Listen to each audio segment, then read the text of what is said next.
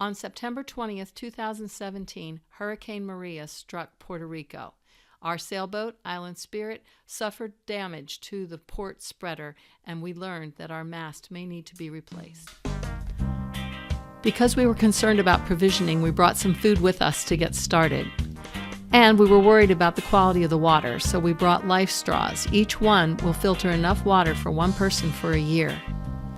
Our Airbnb had no power, so we brought 4 Lucy lights with us to light us up in the evening. And bug spray, lots of bug spray. Of course, we had to have the digital bag, so we brought the drone and some cameras and updated the software and packed it all in a nice little carry-on bag, which fits overhead easily.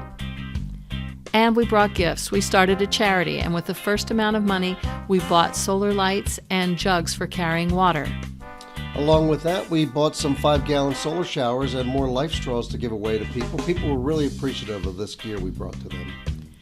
It was early. We left the house at 4 a.m. and got to the airport at 6 a.m. Luckily at the Philadelphia airport, we enjoyed this nice sunrise over the American Airlines plane. Took off from Philly en route to San Juan. And en route, as we come into San Juan, you can see the runoff coming off of the island into the nice blue Caribbean Sea. See the nice city, San Juan, and here's our bags. Luckily, all our bags made it. The 2 red bags were our clothes and the digital gear. The big bags were the food that we brought and the gifts to give away. The typical driving out of San Juan, you see these power poles laying over, the concrete poles with the strapped-on power lines are falling down. That's their issue. And driving through these intersections is crazy because no traffic lights are working. Everybody just goes whenever they can get through the intersection. Our Airbnb was in a quiet neighborhood in Luquillo. It was a very pleasant place to stay. And typical meals, we just packed our own food, and this is a dinner for the evening, a little chunk white tuna.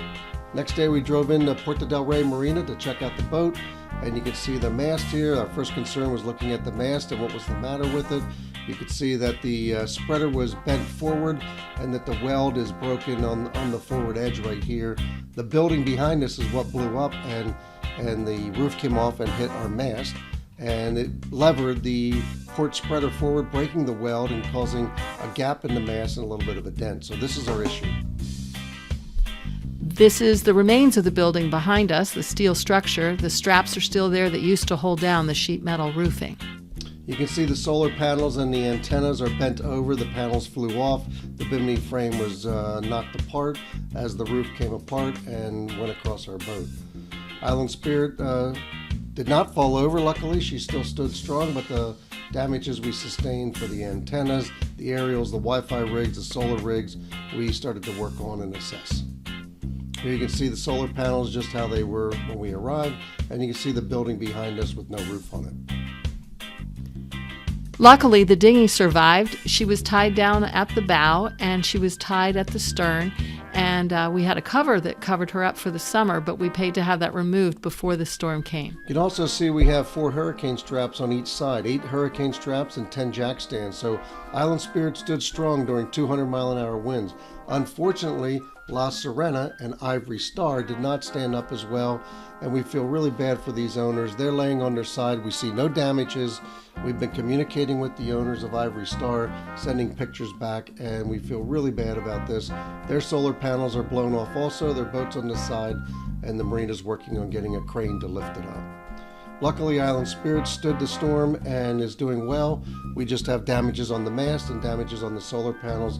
So our first day of assessment, this is what we saw. And driving home the first evening, we stayed too long, and this is what it's like driving without street lights and without any red lights. We witnessed a terrible accident, and we swore after that we would be home every day before dark. We got home and fired up the solar lights in our bathroom, and that was what illuminated our apartment for the evening, and that was pretty much it for the first day of getting down to Puerto del Rey Marina to assess our damages.